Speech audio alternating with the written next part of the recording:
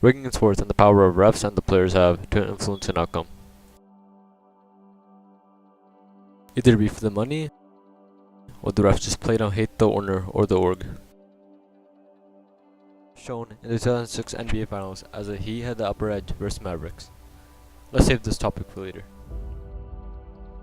First off, let's start with one of the most popular scandals in history, the Black Sox scandal.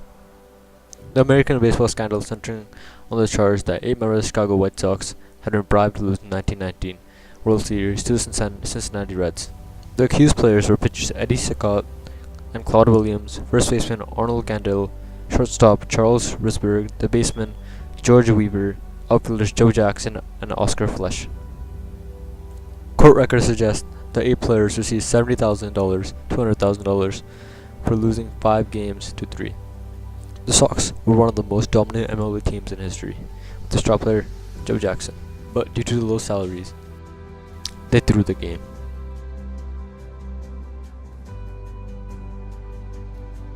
Now on to a match where the player had to bribe the ref to win. In 2012, got to see one of the most obvious fixes in sports history.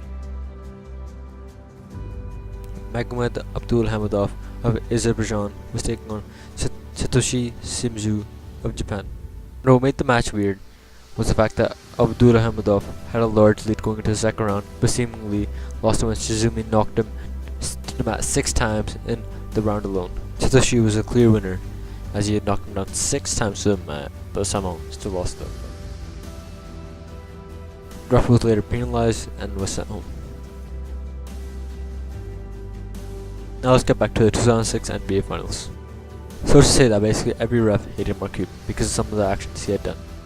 Might have contributed to the Mavs losing. Really, does a single player on one team shoot as many free throws as the entire opposing team, especially in the postseason? That's what happened in the 2006 NBA Finals during Game 5, when Dwayne Wade went 21 for 25 from the free throw line, which was the same that the entire Dallas Mavericks team had. Dallas won 8 more games during the regular season, beat the Heat both times in the regular season, then won the first 2 games of the 2006 NBA Finals.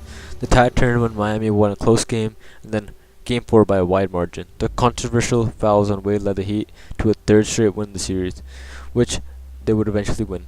Wade had also won the game on a questionable foul. Mark Cuban believes the game was rigged. Cuban later hired FBI to investigate and threatened to sue, but he did not pursue. Another heated basketball rigging incident happened. Heading into the finals in the 1972 Olympics men's basketball tournament, the United States team had a record at games of 63-0 and were taking on the Soviet Union for the gold medal in Munich. The Soviets were winning much of the game, but the Americans came back to make it 48-49. Doug Collins then went to the line after a foul to try to take the lead, making the first shot to tie. A horn went off during the second shot, but Collins still made it. Afterward, the Soviets were supposed to inbound the ball, but were not penalized by their coach charging to the scorers. The Soviets were given 3 opportunities to inbound the ball, and on the final one, they made a layup to win. They had called 3 incredibly bad fouls during the inbounds and gave them 3 opportunities to score, which eventually they did on the 3rd shot, and USA was distraught.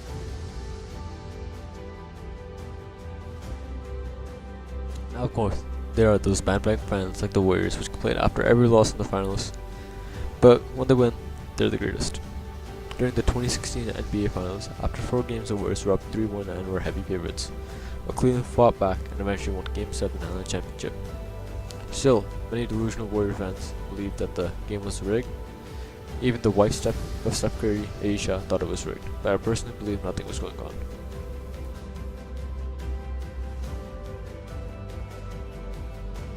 Thank you for listening.